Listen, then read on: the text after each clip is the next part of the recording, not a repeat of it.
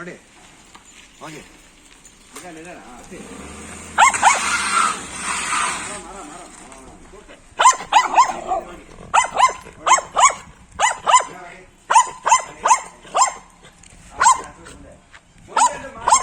Perfect.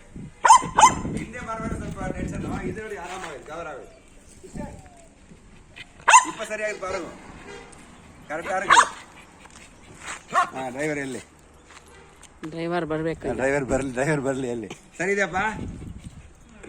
ಹಾಂ, ಹಿಂದೆ full clear ಇದೆ. ಈಗ 4 ಇಂಚಿಗೆ ಗ್ಯಾಪ್ ಇದೆ. ಈಗ